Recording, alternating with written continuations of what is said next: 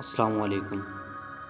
آج ہم آپ کو نصرانی غلام عداس جس نے اسلام قبول کیا اس کی کہانی سنائیں گے، مگر اس سے پہلے اگر آپ نے ہمارا چینل سبسکرائب نہیں کیا تو ہمارا چینل سبسکرائب کریں تاکہ جو بھی تاریخی اور تحقیقی ویڈیو ہم اپلوڈ کریں وہ آپ کو مل سکیں۔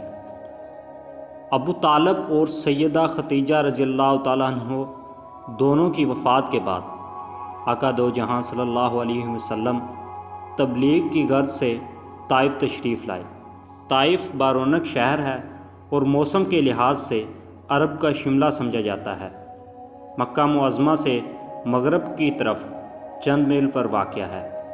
آقا دو جہاں صلی اللہ علیہ وسلم کو ایسے لوگوں سے سابقہ پڑا جو ظلم سرکشی میں مکہ والوں سے بڑے تھے۔ طائف کے بڑے بڑے چودھریوں نے شرک کے اچکوں کو ہچکا دیا۔ حضور صلی اللہ علیہ وآلہ وسلم پر پتھراؤ کر کے لہو لہان کر دیا گیا۔ آپ صلی اللہ علیہ وآلہ وسلم بیلوں کے سائے میں بیٹھ گئے۔ قریش مکہ کے بڑے سردار ربیعہ کی زمینداری بھی طائف میں تھی۔ ربیعہ کے دونوں بیٹے شیبہ اور عتبہ یہاں آئے ہوئے تھے۔ آپ صلی اللہ علیہ وآلہ وسلم کو اس حال میں دیکھ کر انہیں ترس آ گیا اور اپنے عیسائی غلام عداس کے ذریعے پلیٹ میں انگور کے خوشے رکھ دیے۔ آپ صلی اللہ علیہ وآلہ وسلم نے بسم اللہ پڑھ کر تناول فرمانا شروع کر دیا۔ بسم اللہ پر عداس کے تعجب کی کوئی حد نہ رہی۔ عرض کیا، اس بستی کے رہنے والے تو یہ کلمہ نہیں پڑھتے، خدارا مجھے بھی اس کی حقیقت بتائیں۔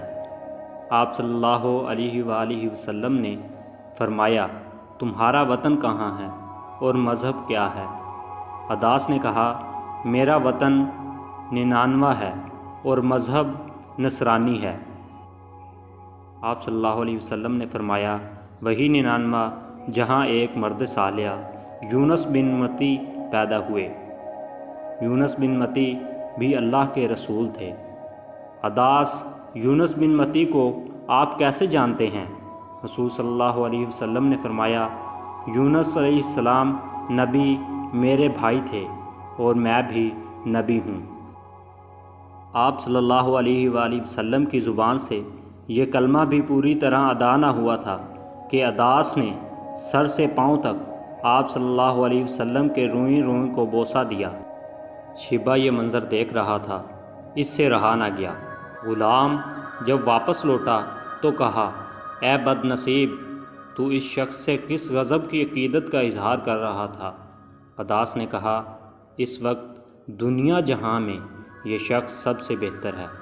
اس نے مجھے ایسی باتیں بتائی ہیں جنہیں دوسرا کوئی جان نہیں سکتا۔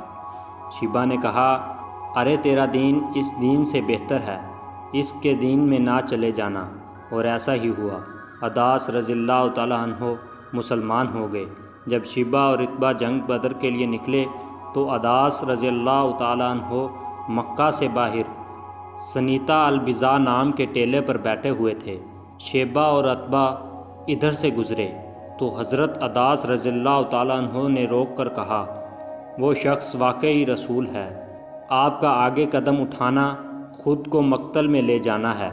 مگر شیبہ اور عتبہ کی تقدیر میں اپنے سرغنہ ابو جہل سے ہم بغل ہو کر بدر کے اندھے کنویں کی نجس موت درج تھی، اور عداس رضی اللہ تعالیٰ عنہ کے مقدر میں بدر کی شہادت کا عروج اور ایسا ہی ہوا۔